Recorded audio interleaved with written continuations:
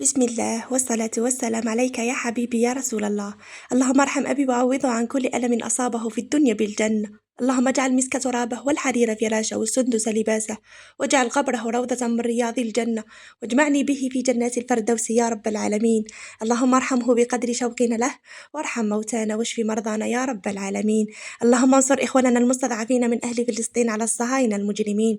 اللهم لا ترفع للصهاينة راية. اللهم أرنا فيهم آية. قولوا آمين.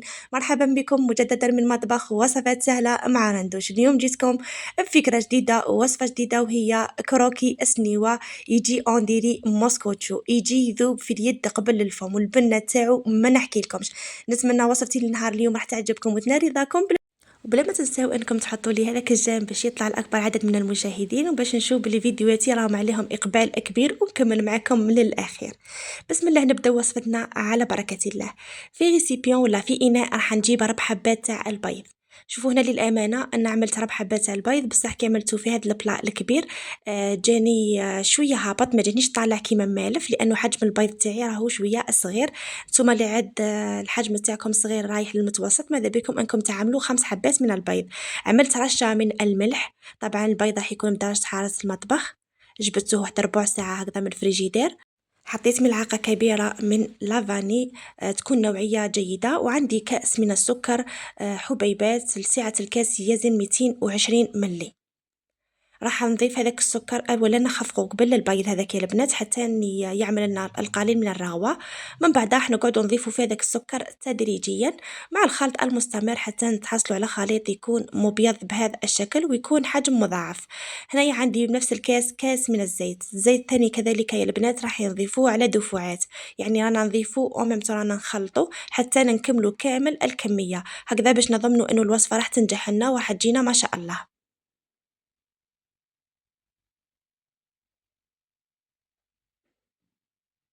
دائما الكيل بنفس الكاس يا البنات، يعني اي كاس كيلتو بيه راح نكملوا بيه كامل المقادير. هنا راح نكه الكروكي تاعي مبشور الليمون، لانه مبشور الليمون مع لافاني مع الكونفيتور تاع المشماش مع الكاكاو راح يجي واحد الاذواق متناسقه، ويجي فيه واحد البنه ما شاء الله. بما انه عملت 4 حبات تاع البيض وما كنتش حابين تعملوا 5 حبات تاع بيض في البلاطو الكبير تاع الكوشه تاعكم، تقدروا تعوضوه بنص كاس من الحليب، يكون دافي نوعا ما. انا هنا عملت ربع كاس، نورمالمون ندير نص كاس، لانه الحليب ما عنديش هذه حاجه. اعملوا نص كاس البنات، لانه الحليب هذا راح يمد لكم الهشاشه، و ميم طون راح يزكي لكم الكميه تاع الكروكي تاعكم. عملته وضفته دفعة واحدة وخلطته جيدا حتى الخليط تاعي يعمل لي الرغوة. وهنايا راح نجي للنشاء أو دقيق الذرة، راح نعملو تقريبا 4 ملاعق تكون مليانة جيدا، يعني تقدروا تروحوا حتى ال5 ملاعق، لأنه النشا راح يزيد يمدلنا الخفة الكروكي. كاين بعض التعليقات لما شاركتكم في وصفة الكروكي السابقة، قالوا لي الكروكي ما يجيش هشيش، لا سموه كروكون لأنه يجي مقرمش. الكروكي دوكا راهو يجي أنواع، كاين اللي يحبوا مقرمش، كاين اللي يحب يحمرو على الحواشي، كاين اللي يحب يخليه يجي طري بزاف. حنايا في الصيف نحبوا يعني بالأكثرية نحبوا نعملوه يكون خفيف بهذا الشكل. هنا خلطت جيدا هذيك الأنشا. من بعد حطيت الكاس الأول تاع الفارينة.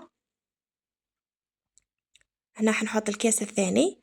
هنا الفارينة ما تقيدوش بالكميه اللي حطيت، لانه نوعيه الفارينة تختلف من نوعيه الاخرى، كاين اللي تجرب وكاين اللي ما تتجربش، ثم نتوما ضيفوها تدريجيا حتى تحصلوا على القوام المطلوب. حطيت 2 اكياس من خميره الحلويات، كل كيس يزن 10 غرام. كما نعرفوا كل 2 حبات تاع البيض راح نعملوا لهم كيس من خميره الحلويات، ولكن في انواع فقط ماشي في جميع الانواع. كيما حلوة اللمبوط ما تحبش الخميرة بزاف باه ما يفسدلهاش الشكل، عكس الكروكي. هنا كيما راكم تشاهدوا راني نضيف في الفارينة تاعي تدريجيا، لازم تحصلوا على قوام يكون اطري ويتلاصق في اليد. يعني كل ما عاد القوام تاع العجينة تاعكم اطرية، كل ما عطاكم الخفة للكروكي تاعكم. شوفوا هنا نضيف بالتدريج، هنا نوريلكم في القوام.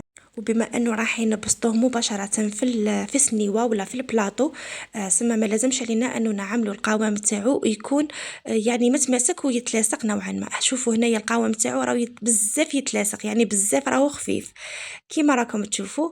هنايا ساعدت روحي بالكوبات، ومن بعد جبت البلا اللي راح ندخلوه للفرن راح نطيبوا فيه الكروكي.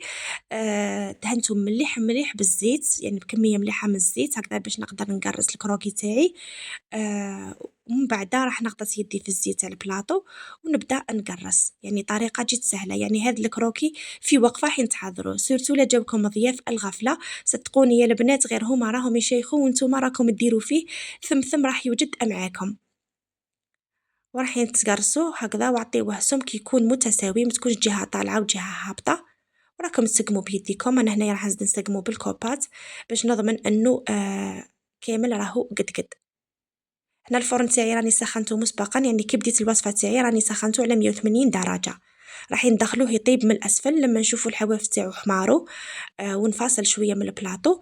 هنا مباشره راح نطفيو عليه من تحت وراح نشعلوا عليه من الفوق باش ياخذ لنا اللون الذهبي. هنا الكروكي تاعي راهو طابلي مباشرة وهو سخون. كنت جبت مربى المشماش اللي خففته بالقليل من ماء الزهر، يعني لازم يكون خفيف هكذا به الكروكي تاعي يتشرب لي هذا المكونات. او ميم طون راح يعطيني واحد الطبقه طريه من الفوق. قلت لكم اون راكم تاكلوا في موسكوتو. شوفوا لا قصيتوه على شكل مربعات وحطيتوه لضيافكم راح يقولوا هذا راهو موسكوتشو ماهوش كروكي. بصح صدقوني يا البنات مش راح يقعد منه حتى طرف، لانه من كثره الخفه تاعو من كثره البنه تاعو راح يتكل في نهارو. وشوفوا هذه الكميه، يعني ربي يبارك راهي كميه زاكيه، راح تعطيكم كميه ما شاء الله. بعد ما دهنته كامل مليح بالكونفيتور، يعني يعطيو له كميه مليحه، مباشره رشيت عليه الكوكاوي اللي كان محمص ومرحي بقشورو ويكون مرحي رقيق. هنايا كاين حبات قسمتهم على شكل مربع، وكاين حبات قسمتهم على شكل الكروكي العادي. ودوك تشوفوا النتيجه في اخر الفيديو كيفاش تحصلنا عليها. وهنايا لازم تقسموا الكروكي تاعكم ولا تقطعوه وهو مازالو دافي، يعني مازالو سخون، ما تقطعوش لما يبرد. شوفوا هنا راني قطعته على شكل مربعات. شوفوا لي ربي يبارك الكميه، يعني تحصلت على كميه ما شاء الله راح نتعمروا بورتمونجي، سما توكلوا وتوكلوا. هذه الوصفات نحبوها بالبزاف سيرتو في فصل الصيف وكي تكون سخانه بزاف. ما نحبوش امورات تكون تحكمنا في الكوزينه، نحبوا حاجه خفيفه ظريفه في وقفه رايحين نكملوها. شوفوا هنا الشكل تاع الكروكي اللي قسمته، شوفوا لي الهشاشه تاعو كيفاش جا، شوفوا لي الشكل تاعو جا ما شاء الله. شوفوا دوك نقسم معكم الحبه باش تشوفوا لي الهشاشه والطراوه تاع الوصفه تاع نهار اليوم اللي كامل نحبوها في ديورنا. وطبعا هذه الوصفه خصيصا لوالديكم ولا المالين بيسكم شيوخكم عجايزكم اللي ما عندهمش الفم ويحبوا غير الحاجه الطريه والهشيشه والذوب في الفم. نقولكم عليكم غير بهذه الوصفه لانه راح تشبعوا بها ادعوي، وراح نشكركم كامل عليها. شوفوا على وقفه البنات كيما احنا نسا دوكا في فصل الصيف ما نحبوش الحاجه اللي تحكمنا بزاف في الكوزينه، سيرتو كي عاد سخانه تشعلي الكوشه تولي حمام. واش نقول لكم علينا غير بالوصفات الخفيفه الظريفه واللي ما تخليناش نوقفوا بزاف في الكوزينه. نقولكم غير جربوا لي هذه الوصفه صدقوني والله ما راح تندموا. شوفوا هنا الشكل المربع كيفاش جا ما شاء الله طاب لي كيما من الفوق كيما من التحت. وشوفوا لي القوام تاع الكروكي كيفاش رانا نشوفوا فيه، كيفاش راه فيه كميه من الفقاعات دلاله على ان الوصفه تاع نهار اليوم راهي بزاف هشوشه. نقول لكم البنات المكون تاع الحليب في الكروكي غير ما تستغناوش عليه، سيرتو لي تكون عندها كميه قليله من البيض وحابه تزكي الكروكي تاعها نقول لك زيدي ضيفي معاه كميه من الحليب وراح تتحصلي على كروكي زاكي و ميم النتيجه تاعو خياليه. هذه وصفتنا لنهار اليوم اللي حبيت نخيرها لكم محبوبة الجماهير والجزائريين اللي كامل ما تخطيناش من بيوتنا سواء في أعيادنا مناسباتنا وبلا ما ننساو أيامنا العادية ولا اليومية. لازم تكون حاضرة مع قهوة حليب سواء تاع الفطور صباح ولا للقوتي ولا القهوة العصر. نقولكم لحقنا نهاية لا فيديو، نتمنى حين تجربوا الوصفة وتردوا لي في التعليقات. نحبكم غالياتي، في الملتقى إن شاء الله مع فيديو جديد ووصفة جديدة. ما تنسوناش بالجيم فضلا وليس أمرا، وبارتاجيو الوصفة مع الأحباب والأصحاب باش تعمل فائدة. أحبكم في الله، سلام.